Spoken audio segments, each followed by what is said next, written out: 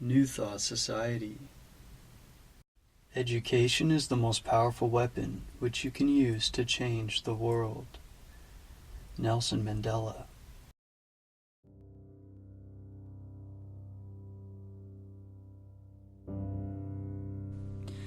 Introduction, Part 22.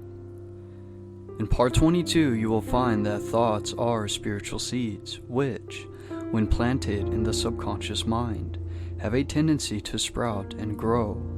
But, unfortunately, the fruit is frequently not to our liking. The various forms of inflammation, paralysis, nervousness, and diseased conditions generally are the manifestation of fear, worry, care, anxiety, jealousy, hatred, and similar thought.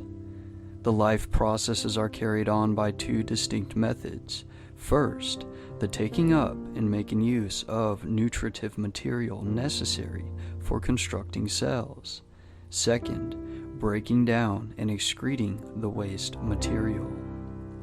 All life is based upon these constructive and destructive activities, and as food, water, and air are the only requisites necessary for the construction of cells, it would seem that the problem of prolonging life indefinitely would not be a very difficult one. However strange it may seem, it is the second or destructive activity that is, with rare exception, the cause of all disease.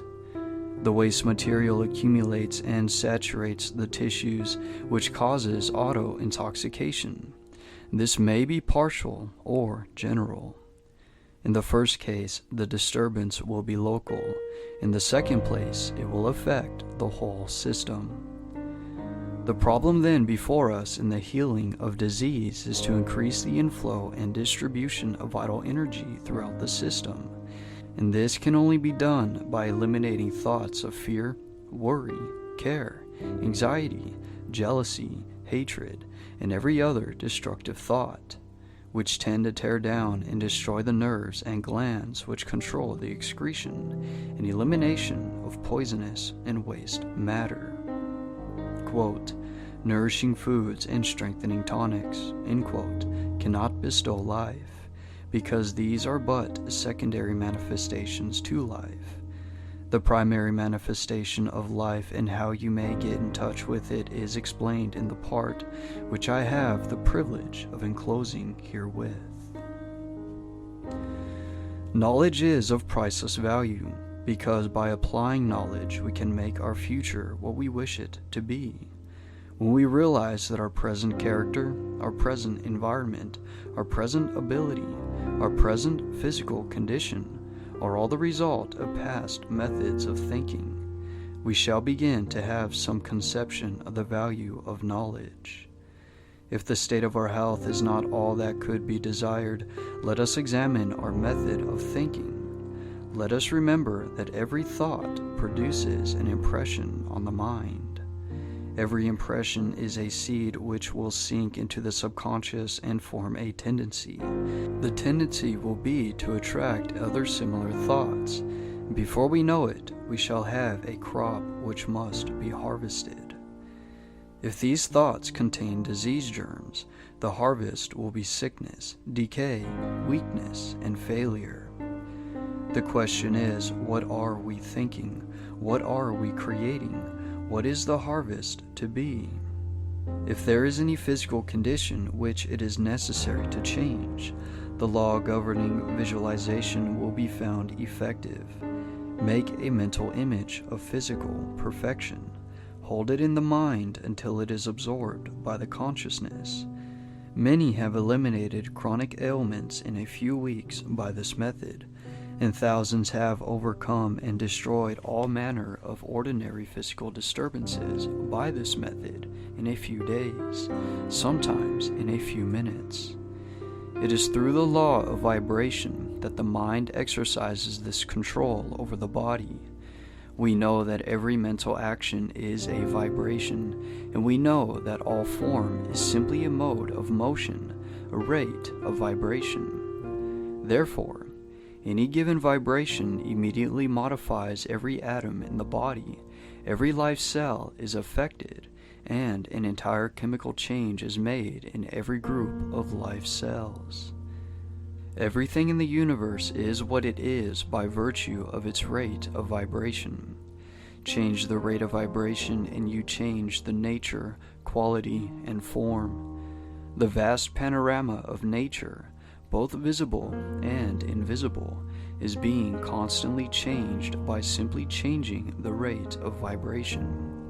And as thought is a vibration, we can also exercise this power. We can change the vibration and thus produce any condition which we desire to manifest in our bodies. We are all using this power every minute. The trouble is, most of us are using it unconsciously and thus producing undesirable results. The problem is to use it intelligently and produce only desirable results. This should not be difficult, because we all have had sufficient experience to know what produces pleasant vibration in the body. We also know the causes which produce the unpleasant and disagreeable sensations. All that is necessary is to consult our own experience. When our thought has been uplifted, progressive, constructive, courageous, noble, kind, or in any other way desirable, we have set in motion vibrations which brought about certain results. When our thought has been filled with envy, hatred, jealousy, criticism, or any of the other 1,001 forms of discord, certain vibrations were set in motion which brought about certain other results of a different nature. And each of these rates of vibration, if kept up, crystallized in form. In the first case, the result was mental, moral, and physical health. And in the second case, discord, inharmony, and disease. We can understand, then, something of the power which the mind possesses over the body. The objective mind has certain effects on the body which are readily recognized. Someone says something to you which strikes you as ludicrous and you laugh, possibly until your whole body shakes, which shows that thought has control over the muscles of your body. Or someone says something which excites your sympathy and your eyes fill with tears, which shows that thought controls the glands of your body. Or someone says something which makes you angry and the blood mounts to your cheek, which shows that thought controls the circulation of your blood. But as these experiences are all the results of the action of your objective mind over the body, the results are of a temporary nature. They soon pass away and leave the situation as it was before. Let us see how the action of the subconscious mind over the body differs. You receive a wound, thousands of cells being the work of healing at once. In a few days or a few weeks, the work is complete. You may even break a nose. No surgeon on earth can weld the parts together. I am not referring to the insertion of rods or other devices to strengthen or replace bones. He may set the bone for you, and the subjective mind will immediately begin the process of welding the parts together. And in a short time the bone is as solid as it ever was. You may swallow poison. The subjective mind will immediately discover the danger and make violent efforts to eliminate it. You may become infected with a dangerous germ. The subjective will at once commence to build a wall around the infected area and destroy the infection by absorbing it in the white blood corpuscles, which it supplies for the purpose. These processes of the subconscious mind usually proceed without our personal knowledge or direction, and so long as we do not interfere, the result is perfect. But as these millions of repair cells are all intelligent and respond to our thought, they are often paralyzed and rendered impotent by our thoughts of fear, doubt, and anxiety. They are alike an army of workmen ready to start an important piece of work, but every time they get started on the undertaking, a strike is called, or plans changed until they finally get discouraged and give up. The way to health is founded on the law of vibration, which is the basis of all science, and this law is brought into operation by the mind, the world within. It is a matter of individual effort and practice. Our world of power is within. If we are wise, we shall not waste time and effort on trying to deal with effects as we find them in the world without, which is only an external, a reflection. We shall always find the cause in the world within. By changing the cause, we change the effect. Every cell in your body is intelligent and will respond to your direction. The cells are all creators and will create the exact pattern which you give them. Therefore, when perfect images are placed before the subjective, the creative energies will build a perfect body. Brain cells are constructed in the same way. The quality of the brain is governed by the state of mind or mental attitude, so that if undesirable mental attitudes are conveyed to the subjective, they will in turn be transferred to the body. We can therefore readily see that if we wish the body to manifest health, strength, and vitality, this must be the predominant thought. We know then that every element of the human body is the result of a rate of vibration. We know that mental action is a rate of vibration. We know that a higher rate of vibration governs, modifies, controls, changes, or destroys a lower rate of vibration. We know that the rate of vibration is governed by the character of brain cells, and finally, we know how to create these brain cells. Therefore, we know how to make any physical change in the body we desire. And having secured a working knowledge of the power of mind to this extent, we have come to know that there is practically no limitation which can be placed upon our ability to place ourselves in harmony with natural law, which is omnipotent. This influence or control over the body by mind is coming to be more and more generally understood, and many physicians are now giving the matter their earnest attention. Dr. Albert T. Schofield, who has written several important books on the subject, says, quote, "The subject of mental therapeutics is still ignored in medical works generally. In our physiologies, no references is made to the central controlling power that rules the body for its good, and the power of the mind over the body is seldom spoken of." End quote. No doubt many physicians treat nervous diseases of functional origin wisely and well, but what we contend is that the knowledge they display was taught at no school, was learned from no book, but it is intuitive and empirical. This is not as it should be. The power of mental therapeutics should be subject of careful, special, and scientific teachings in every medical school. We might pursue the subject of maltreatment or want of treatment further in detail and describe the disastrous results of neglected cases, but the task is an invidious one. There can be no doubt that few patients are aware how much they can do for themselves.